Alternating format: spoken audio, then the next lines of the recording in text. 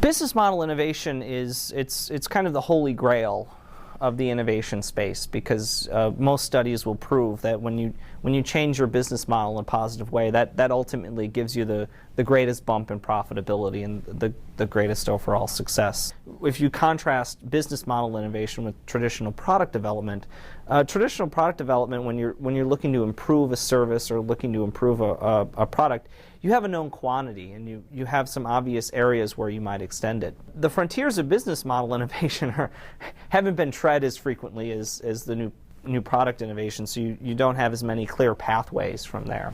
But it ultimately will result in a bigger impact on your customer. So we'll use a lot of frameworks that stretch thinking from a single activity set to a larger activity set. So it's not just about boarding the plane, but the whole experience of buying your ticket all the way through exiting. When you're focusing on a larger activity set like that, you might find newer and better hypotheses to generate. So a typical way that people think about business innovation is through the value chain. We can look downstream and we can look upstream, and innovation can happen at any point. One of the things that we teach in design school is less about a value chain and more about the idea of an ecosystem. The idea of an ecosystem is there's this web of partners available, both for you as an organization to work with, but also that offer different choices for your customer, your customer's customer, and the eventual user.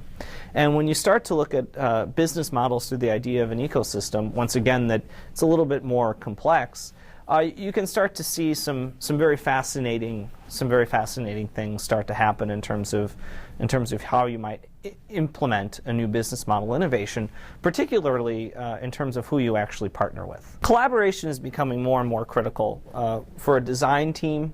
One of the biggest failure modes in hypothesis generation is a lack of diverse input when you're creating your hypotheses.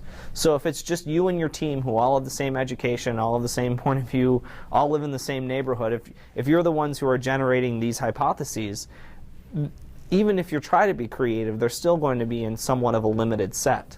So when you start to collaborate with a larger group, a larger part of the organization, you start to have ideas that you never would have had before. Organizations tend to be idea-rich, and within them there are pockets of individuals who have great ideas that you need to make sure you leverage to bring those up to the surface. Listening is one of the critical skills that we try to teach designers. It's important both in terms of collaboration, but also in researching the users for whom we're designing. The old joke is that a lawyer will not ask you a question that he or she does not already know the answer to. It's just the opposite for designers. We only ask questions where we have no idea. We want to be like sponges and just sort of collect from the people that we're working with.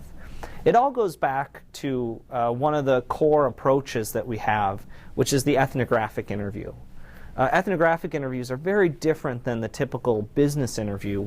The ethnographic approach is one where we only ask open-ended questions, and those questions we don't know the answer to, and we let the actual individual interviewee lead the conversation. And it's through this practice, I think, that our students and designers become very good listeners, because you no longer are there to sort of establish yourself as the expert, but rather you put yourself in the role of someone learning. Inefficiency and ambiguity are both conditions of the design process. There has to be time for reflection and disagreement. And these are core to great new big ideas, but reflection and disagreement are the things that make processes inefficient. And it's important to have time within your process to take a step back and look at what did we create? Where are the connections that we're not seeing? Can we bring these two things together in ways that we hadn't thought of before? I mean, that's really where great ideas come from. You also have to have time for disagreement, because good design thinking is about bringing very different points of view together so that you have that diverse set of inputs. If you want efficiency, you get everybody who thinks the same way, and they'll get to a decision quickly.